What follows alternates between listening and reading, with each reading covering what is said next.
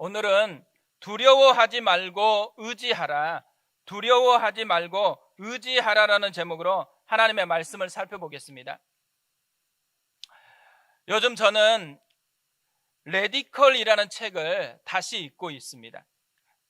이 책에 보면 목사님이 아시아의 지하교회 모임에 방문을 해서 그곳에서 만났던 그리스도인들에 대한 이야기가 나옵니다. 창이란 창은 죄다 두터운 커튼으로 가리워져 있는 어둑어둑한 방에 어떤 이는 몇십 리씩 걸어오고 어떤 이는 아침 일찍 일어나서 자전거를 타고 온종일 달려오느라고 먼지를 잔뜩 뒤집어 쓴 채로 있습니다. 이들 중에 지안 형제가 있어요. 그는 의사였습니다. 잘 나가던 병원을 정리하고 무이촌을 전전하면서 가난한 이들에게 건강을 돌보고 있어요. 왜냐하면 이분에게는 남의 눈을 피해가면서 복음을 전하고 또 지하교회 지도자들을 훈련시키려고 하는 마음이 있었습니다. 사실 자신뿐 아니라 아내나 자식들의 목숨까지 담보를 걸고서요, 일생일대의 모험을 벌이고 있는 것입니다. 또 대학에서 학생을 가르치는 린 자매가 있어요. 복음 전도가 완전히 불법인 캠퍼스에서 은밀하게 제자들을 만나고 그리스도의 가르침을 나누고 있습니다. 사실 발각만 되어지면 이제 완전히 밥줄이 끊어질 것이거든요. 그런데 아랑곳하지 않고 이 일을 기쁨으로 하고 있습니다. 또 샨이라는 청년이 있어요. 교회에서 파송을 받아서 아직 교회가 없는 변두리 지역으로 들어갈 준비를 하고 있습니다. 근데 그곳에 가면 목숨을 잃을 가능성이 굉장히 높은 거예요. 그는 이렇게 이야기를 합니다. 식구들도 을에 그럴 줄 알고 있습니다. 아버지와 어머니 모두 오래도록 감옥살이를 해가며 신앙을 지켰던 분들입니다. 예수님이야말로 무얼 드려도 아깝지 않는 분이라고 늘 가르치셨어요. 저는 이들의 모습을 보면서요, 굉장히 부럽더라고요. 얼마나 예수님을 생생하게 경험했으면, 얼마나 하나님의 사랑이 실제적으로 자기 속에 살아서 숨쉬고 있으면 이런 모습으로 즐겁게 헌신할 수 있을까? 우리가 이런 은혜를 누렸으면 좋겠다라는 생각이 참 많이 들었습니다. 그리고 특히나 자녀들이 했던 고백, 예수님이야말로 무얼 드려도 아깝지 않는 분이라고 늘 가르치셨어요. 우리 자녀들이 그렇게 우리를 인정했으면 좋겠다라는 그런 마음이 참 많이 들었습니다. 근데 이 책을 조금 더 읽어보면요, 이 목사님이 이렇게 지하교회 성도들을 만나고 미국으로 돌아가요. 그리고 3주 뒤에 한 대형 교회에 담임 목사로 부임을 합니다. 첫 주일이 됐어요. 너무너무 예배 환경이 다르다라는 게 느껴지는 거예요. 어두운 구석방이 아니고 정말 화려한 예배당입니다. 교인들도 먼 거리에서 걸어서 오거나 자전거 타고 오신 분이 없어요. 비싼 차를 타고 예배당에 왔습니다. 멋지게 옷을 차려입고 폭신한 의자에 앉아 있는 것입니다. 위태롭고 절박한 분위기는 느낄 수가 없어요. 생명의 위험을 무릅쓰고라도 찾아왔었던 그 간절한 갈망은 이들에게는 느껴지지가 않는 것입니다. 저는 이 두 모습이 너무너무 대조가 되어서 선명하게 다가오는 거예요. 오늘 우리가 오래도록 코로나 때문에 가정에서 예배를 드리다가 오랜만에 이제 주일학교까지 다 함께 현장에서 예배를 드리거든요. 우리 마음이 어떤 상태에 있을까? 지하교회 성도들과 같이 절박한 주님을 향한 사모함이 있을까? 아니면 편안한 의자에 앉아서 예배 드리는 그 수준에 만족해버리는 그 모습일까? 아마 마음은 간절함이 있을 거라고 생각이 되어집니다. 그러나 그들과 같은 상황이 아니기 때문에 우리 속에서는 그들과는 느끼지 않을 격차는 있을 거라고 그렇게는 생각이 되어져요. 저는 이 책에 있는 글들을 보다가요, 3년 전 생각이 났습니다.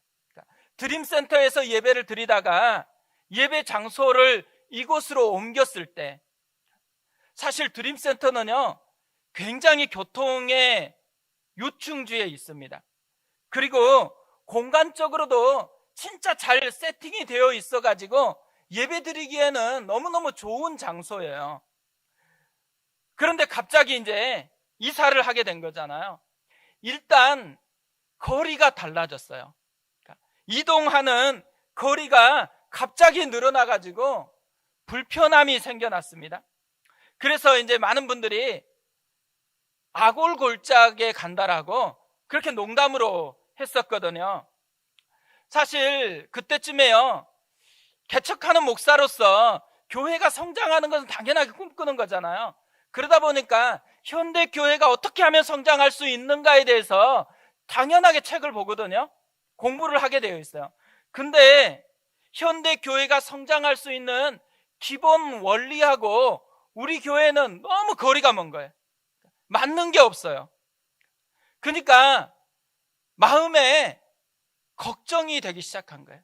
그리고 저도 이렇게 이 거리로 이동하다가 이제 아파트 단지를 조금 벗어나면 바로 나와야 되는데 점점 더 깊이 들어가는 거예요.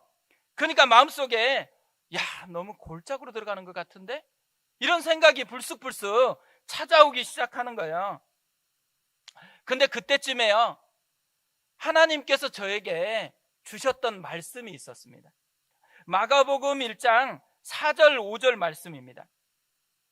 세례 요한이 광야에 이르러 죄사함을 받게 하는 회개의 세례를 전파하니 온 유대 지방과 예루살렘 사람이 다 나아가 자기 죄를 자복하고 요단강에서 그에게 세례를 받더라. 광야에. 저는 광야에라는 이 단어가요 그렇게 크게 보인 것은 이때가 처음이었던 것 같아요. 영성의 대가예요. 그리고 석학입니다. 그런 사람이 예루살렘 한복판에서 교회를 개척했다고 하면요 완전 대박을 쳤을 거예요. 그런데 세례 요한이 광야에서 시작을 합니다. 근데 놀라운 일이 발생하는 거예요. 광야에서 외치는데도 온 유대 지방에서 그리고 예루살렘에서 사람들이 몰려오는 거예요. 왜 불편한 광야인데 그 도시의 편리함을 버리고 이렇게 사람들이 몰려올 수 있을까? 이유는 딱 하나더라고요. 차이가 느껴지기 때문에. 당시 예루살렘에요 세례 요한과 같은 말씀을 가르치려고 하는 랍비들이 굉장히 많았습니다. 그런데 세례 요한처럼 말하는 사람은 없는 거예요. 세례 요한처럼 진리를 보여주는 사람은 없는 거예요.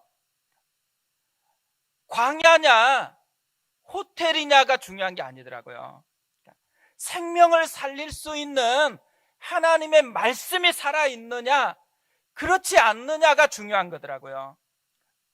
교회를 다니고 있느냐 예배를 드리고 있느냐 이런 겉모습이 중요한 게 아니더라고요. 진짜 예수님을 내가 생생하게 경험하고 있느냐. 그래서 예수님이야말로 무엇을 드려도 아깝지 않는 분이다라고 당당하게 고백할 수 있느냐 없느냐가 중요하다라는 거예요.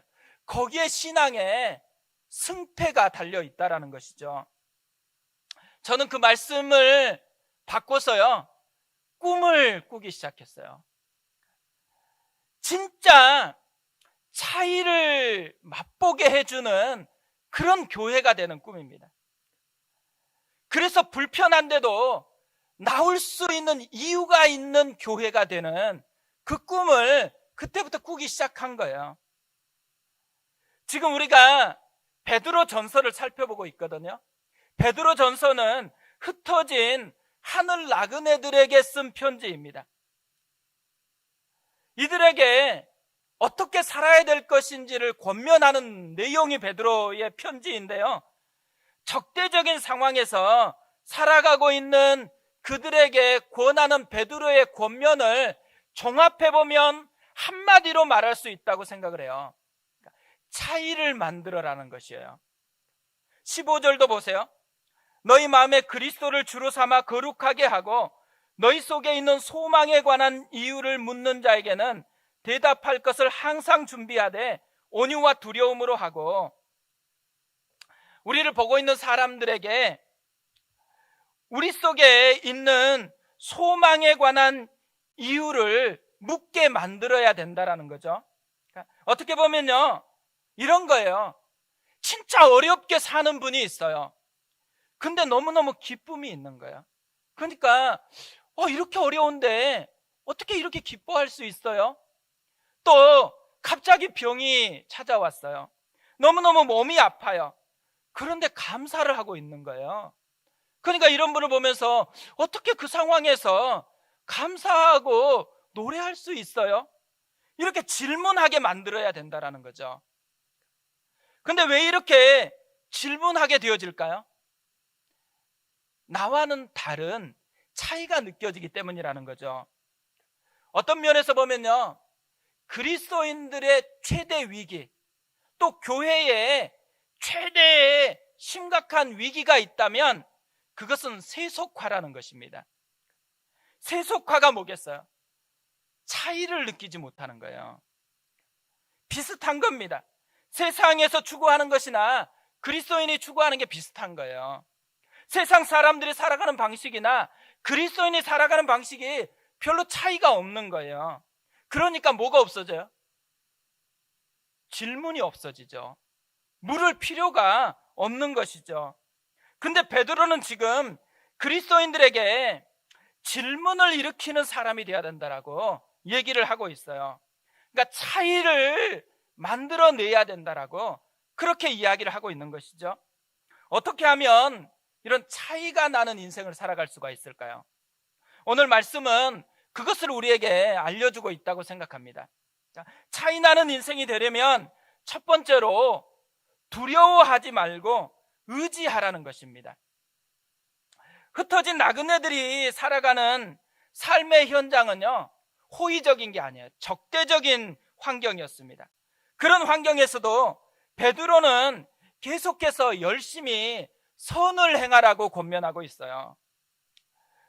선을 행하니까 상황이 호전되면 참 좋겠지만 상황은 호전되지 않는 거예요.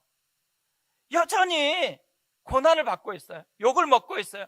박해를 받고 있어요. 잘 못해서 그런 게 아니에요.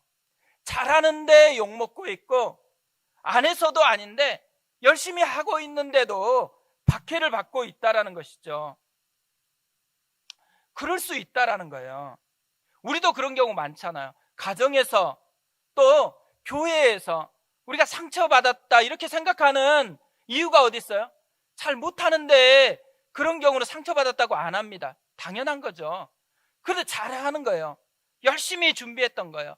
열심히 잘 하고 있는데 욕먹고 있어요. 대우를 받지 못하고 있어요. 그런 느낌이 드니까 상처받았다라고 생각하는 마음이 자리 잡게 되어지는 거죠. 근데 그때 당시에 그랬다라는 거예요. 그런데 뭐라고 얘기를 하고 있어요? 그런 상황이기 때문에 하나님이 돕지 않는다고, 하나님이 어디 있냐고 삿대질하지 말라라는 거예요. 또 상처받았다고 불평하지도 말래요. 대신 뭐 하라 그래요? 이게 축복이다라고 여기라고 그렇게 이야기를 하고 있습니다. 그러면서 우리가 해야 될 일을 이렇게 이야기를 해요. 14절, 15절에 이렇게 되어 있습니다.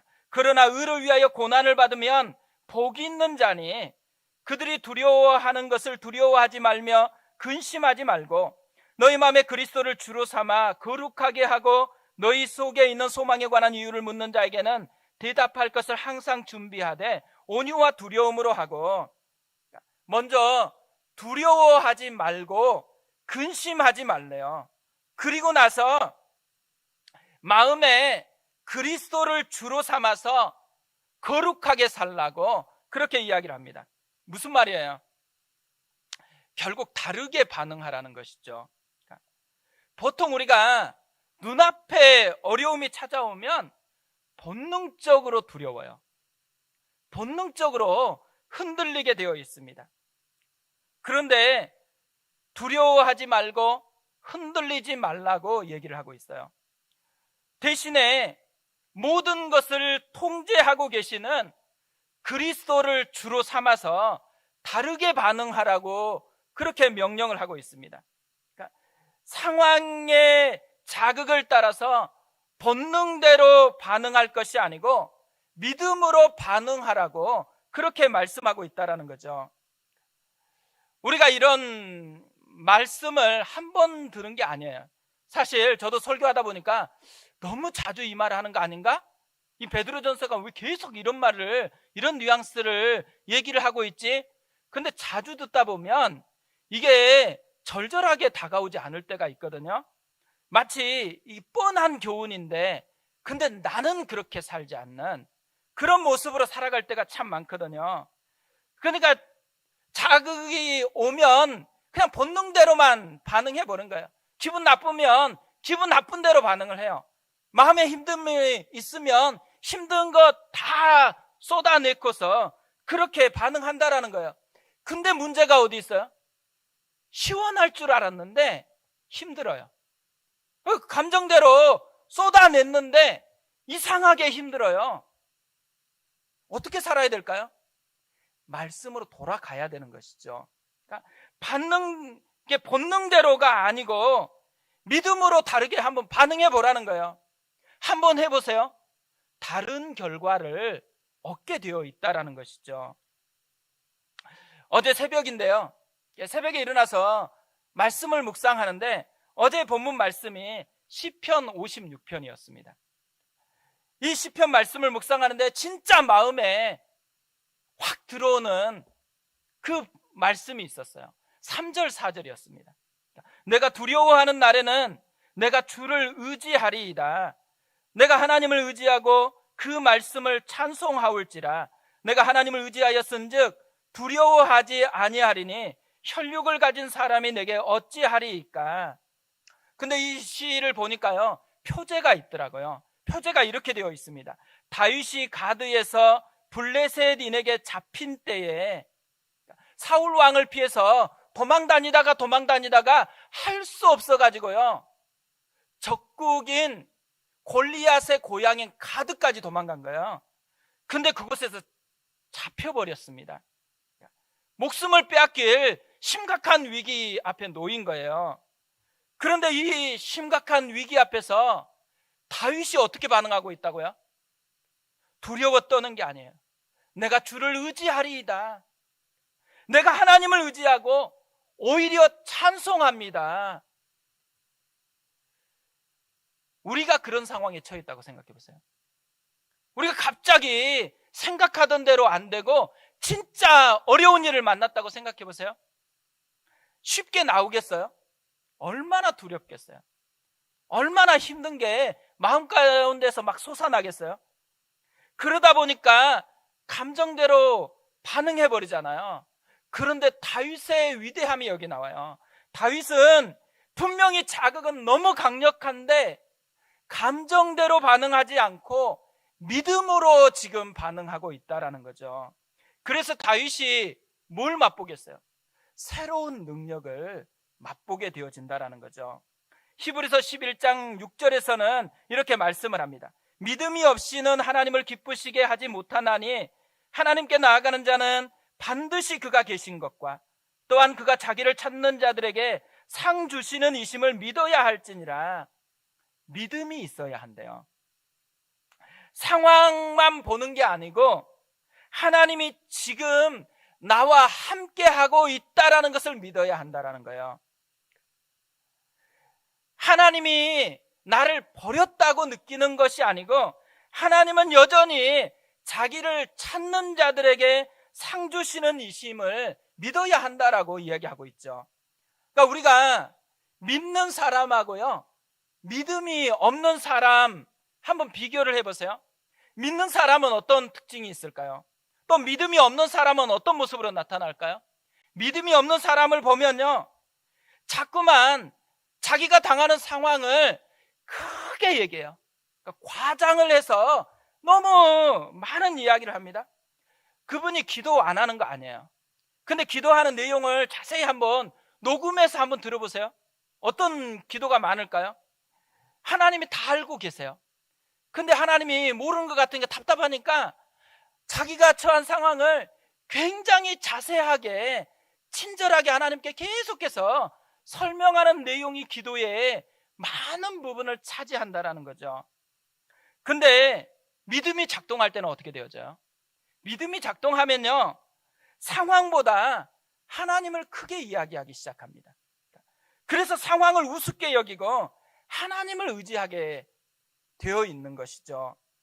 그리고 하나님을 의지하면서 찬양하기 시작할 때 어떤 일이 발생해요? 두려움이 사라진다라는 거예요. 다윗이 그랬다라는 거예요. 다윗이 하나님을 의지하고 그 상황에서 찬양을 하니까 자기를 죽이려고 앞에 사람들이 있는데도 불구하고 혈육을 가진 사람이 내게 어찌하리까 담대해졌다고 그렇게 이야기를 합니다. 그러니까요, 우리도 그렇게 반응해 보라는 것이에요. 그러니까 우리가 이번 한 주간 살아가게 되어 있죠. 이번 한 주간도 분명히 많은 자극이 우리에게 올 거예요. 그럴 때 다윗처럼 한번 반응해 보라는 것입니다. 그러니까 두려워하지 말고 의지해 보라는 거예요. 감정대로 해보지 말고 믿음으로 한번 반응해 보라는 것이죠. 어려워도 감사해 보라는 거예요. 힘들어도 하나님이 함께 하시니까, 약속하신 그분이 신실하시니까 찬양을 먼저 해보라는 것이죠. 감정대로가 아니고 믿음으로 반응할 때 그때 주어지는 축복, 내가 할 수 없는 하늘의 복을 누립니다. 그래서 담대해지는 은혜가 일어난다라는 것이죠. 두 번째로요, 차이나는 인생을 살아가려면 혼자가 아니라 함께 한다라는 사실을 기억해야 한다라는 거죠. 우리가 살다 보면 상황이 어렵기 때문에 힘들 때가 있어요. 하지만 나 혼자밖에 없다라는 그 생각 때문에 상황보다 더 힘들게 느낄 때가 많이 있습니다. 저도 아팠을 때가 있었거든요. 혼자 있는데 너무너무 나 혼자밖에 없다라는 이 생각이 들어지니까요, 진짜 더 힘들더라고요. 그러면서 집에 있었으면 우리 엄마도 있을 거고 또 우리 형제들도 있어서 이렇게까지 힘들지 않을 건데, 그러면서 함께 한다라는 것이요, 얼마나 소중하고 얼마나 큰 능력이었는지가 철저하게 이게 다시 살아나더라고요. 지금 이 베드로의 편지를 받는 사람들이요, 흩어진 나그네들이거든요. 힘든 상황에서 살아가고 있어요. 더 힘든 건 뭐예요? 외로워요. 외로운 이들에게 지금 베드로는 다르게 살아가야 된다, 이렇게 강조를 하고 있거든요. 베드로가요, 너희가 상황의 어려움 속에서 다르게 살아가야 되는데 왜 다르게 살아가야 되냐, 이것을 알려주면서 혼자 살아가는 게 아니고 함께 하고 있다라는 것을 일깨워주고 있는 것을 오늘 말씀에서 발견을 하게 되어집니다. 베드로는요, 함께 한다라는 것을 일깨워주기 위해서 두 가지를 이야기를 하고 있어요. 첫 번째로는 지체들을 이야기합니다. 비록 흩어졌지만 같은 길을 걷는 지체들이 있다라는 거예요. 13절부터 보세요. 또 너희가 열심으로 선을 행하면 누가 너희를 헤아리요. 베드로가 계속해서 이후에도 강조하고 있는 표현이 하나 있어요. 너희라는 말이에요. 너희가 너희를 계속해서 강조합니다. 무려 이 짧은 구절에서 6번이나 너희를 강조해요. 왜 이렇게 너희를 반복해서 강조하고 있겠어요? 비록 흩어져 있어서 혼자처럼 느껴지고 있지만 혼자 아니라는 거예요. 함께 그 길을 걷는 이들이 있다라는 거예요. 함께 한다라는 것이 만들어내는 능력이 뭔지를 일깨워 주기 위해서 베드로가 지금 계속해서 반복하고 있다라는 것이죠. 함께함의 축복을 잃어버릴 때 보면요, 진짜 고통스럽습니다.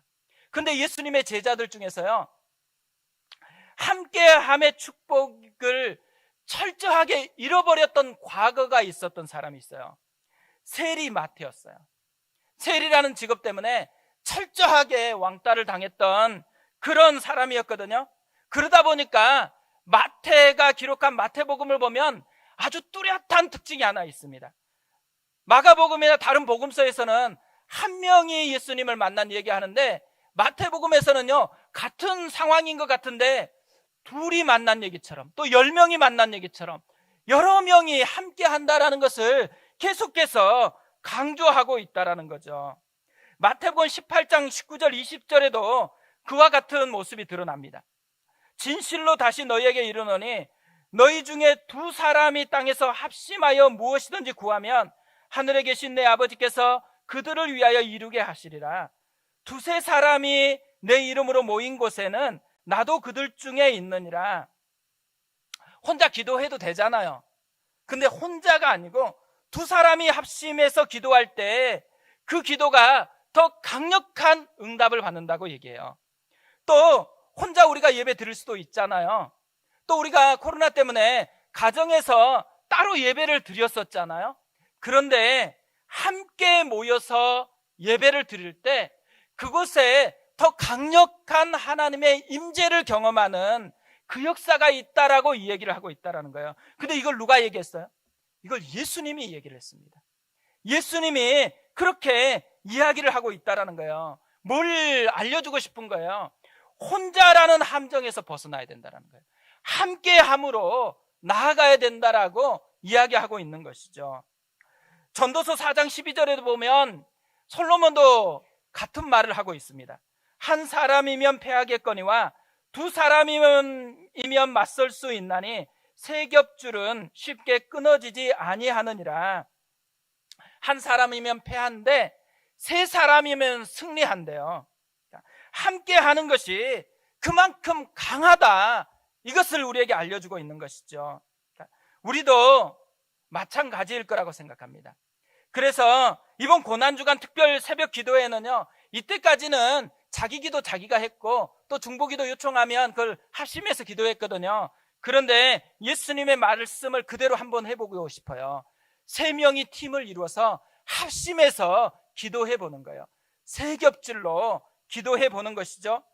그러면 분명히 혼자가 아닌 3명이 합심해서 기도할 때 하나님이 약속하신 바를 어떻게 이루시는지를 우리가 맛보게 되어질 거라고 생각합니다.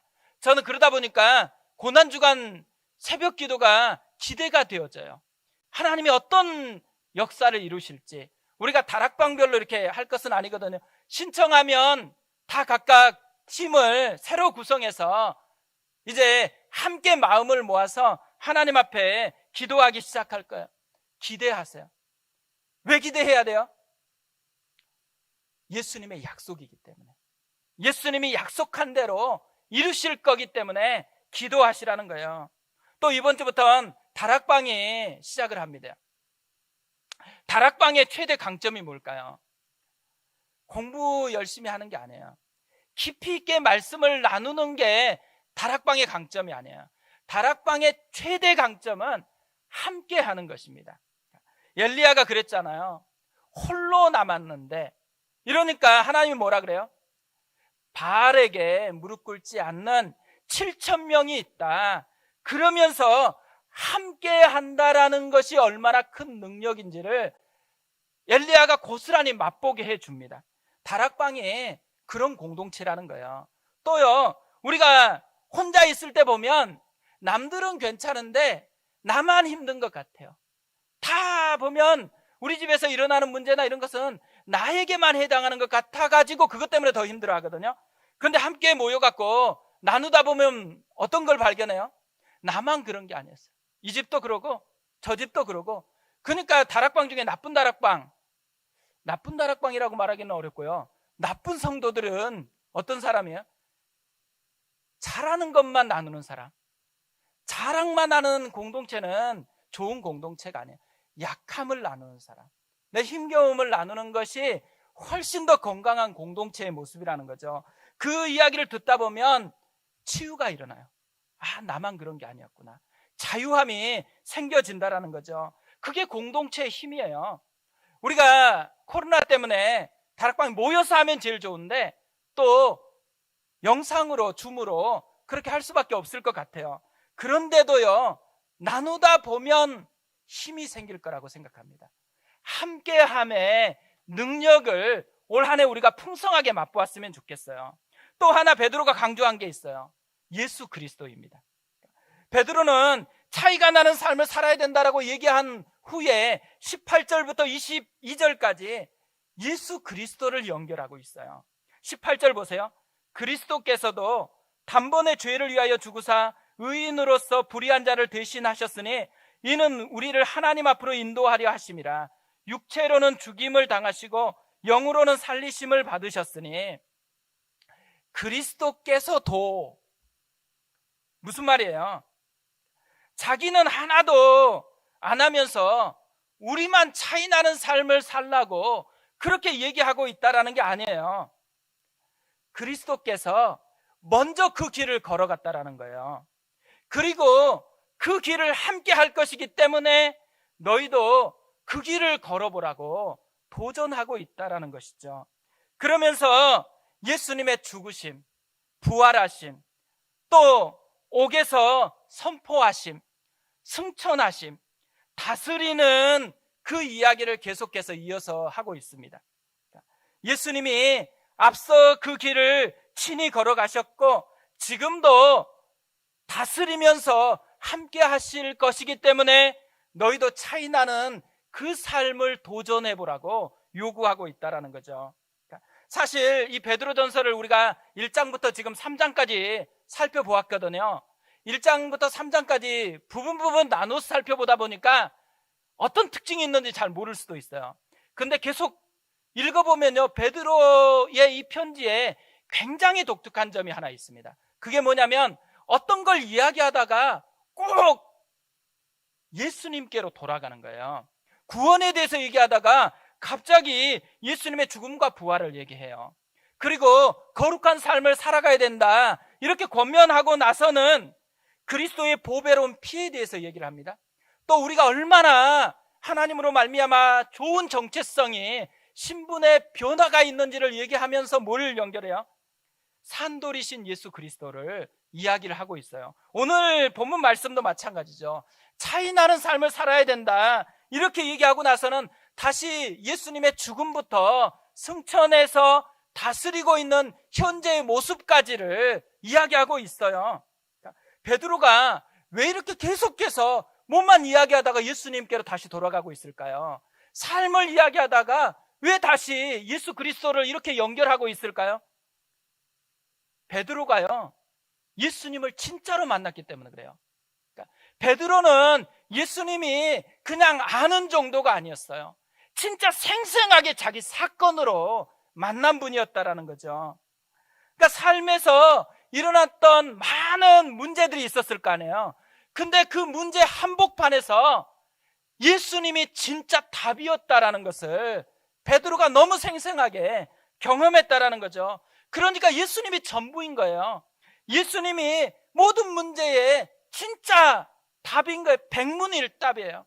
그러니까 그분을 소개하고 싶은 거예요. 그분을 얘기하고 싶은 게 너무 절절하니까 몸만 얘기하다가 계속해서 예수님을 연결하고 있다는 것이죠. 우리도 그랬으면 좋겠어요. 그러니까 우리가 교회에서 진짜 누리고 또 누렸으면 좋겠다라고 생각하는 거, 예수님이에요. 예수님. 그분이 얼마나 우리를 사랑했는지, 그분이 얼마나 우리와 생생하게 함께하고 있는지, 그것을 우리가 진짜 경험하면서 우리도 베드로처럼 고백하는 거예요. 무슨 일이 있었는데, 잠깐 힘들었었는데 그곳에서 예수님을 만났다고. 그러니까 그 사건이 아픔이 아니고 자랑거리가 되어지는 거, 이게 우리의 고백이 되어졌으면 좋겠어요. 저는 한 주간요, 이런 마음으로 묵상을 하다 보니까 생각났던 찬양이 있어요. 그래서 이 찬양을 참 많이 불렀거든요. 주님 곁으로라는 찬양이에요. 이런 가사입니다. 주님 곁으로 날 이끄소서. 내 모든 것 다 드리며 주 음성 듣기 원하네.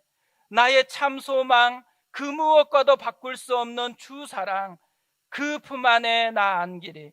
주님의 길로 인도하소서. 주님만이 내 모든 것 되시니 주님만을 더 알게 하소서. 주님만이 주님만을. 이게 너무 마음에 꽂히는 거예요. 진짜 그것을 맛보면 좋겠다. 그래서 순장반 할 때도 이 찬양했고요, 또 교육자 모임 할 때도 이 찬양을 하고 또 기도를 했었거든요. 우리가 이번 한 주간 예수님을 그렇게 만났으면 좋겠습니다. 우리가 차이 나는 삶을 살아가라 이렇게 말씀을 들으면 좀 부담스러울 수 있어요. 그런데 차이 나는 그 삶보다 훨씬 중요한 게 있어요. 왜 차이가 나야 돼요? 예수님이 함께 한다라는 것을 맛볼 수 있기 때문에. 차이 나는 그 길을 걷다 보면, 주의 길을 걷다 보면 주님을 만나기 때문에 주님을 만나기 위해서 한번 그렇게 도전해보고 그 길을 한번 가보라는 거예요. 이번 한 주간 진짜 그래 봤으면 좋겠습니다. 감정대로가 아니고 믿음으로, 주님이 진짜 함께하고 있다라는 것을 믿는 그 믿음으로 한번 반응해 보세요. 그러면 이 베드로가 왜 그렇게 얘기하고 있는지, 베드로 속에 왜 그렇게 예수님을 이야기하고 싶어 하는지를 알게 될 거예요. 그리고 지하교회 성도가 했었던 그 말, 예수님이야말로 무얼 드려도 아깝지 않는 분이다, 이 고백을 우리도 할 수 있게 되어질 거라고 생각합니다. 그런 은혜가 우리 가운데 있었으면 좋겠습니다. 우리 그 마음을 가지고 같이 찬양하고 기도했으면 합니다. 방금 읽어드렸던 찬양입니다. 주님 곁으로 날 이끄소서. 내 모든 것 다 드리며 주 음성 듣기 원하네. 나의 참 소망 그 무엇과도 바꿀 수 없는 주 사랑 그 품 안에 나 안기리. 주님의 길로 인도하소서. 주님만이 내 모든 것 되시니 주님만을 더 알게 하소서. 진짜 주님을 믿는 그 믿음으로, 진짜 주님이 여기에서 나를 보고 있다라는 그 시선과 그 마음으로 우리가 이 찬양으로 함께 나아갔으면 좋겠습니다. 우리 같이 찬양합니다. 주님 곁으로 날 이끄소서. 주님 곁으로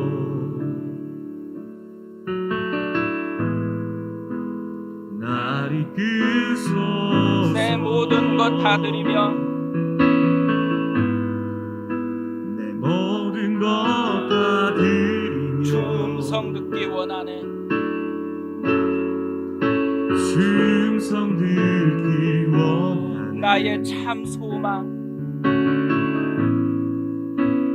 나의 참 소망 그 무엇과도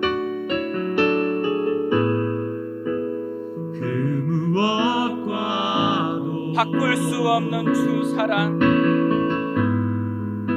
바꿀 수 없는 주 사랑 그 품 안에 나 안기리. 그 품 안에 나 안기리. 주님의 길로 인도하소서.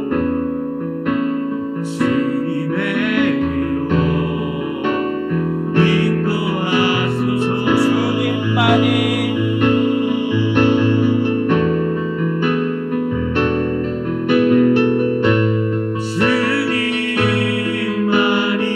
내 모든 것 되시니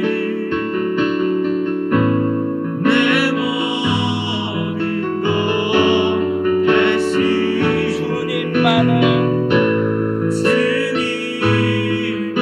더 알게 하소서. 더 알게 주님만이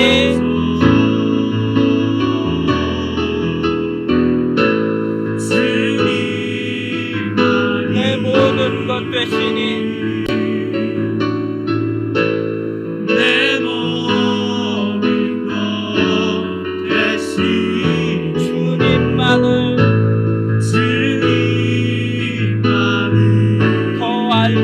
하소서. 더 알게 하소서. 우리 같이 한번 기도하겠습니다. 사실 우리가 살아가는 삶의 현장이 만만하다고 생각하지는 않습니다. 진짜 힘든 거죠. 그리고 불쑥불쑥 우리의 약함을 무너뜨리는 많은 유혹들, 그런 자극들이 있는 건 사실이에요. 그런데 본능대로 그냥 반응할 수도 있고 믿음으로 반응할 수 있습니다.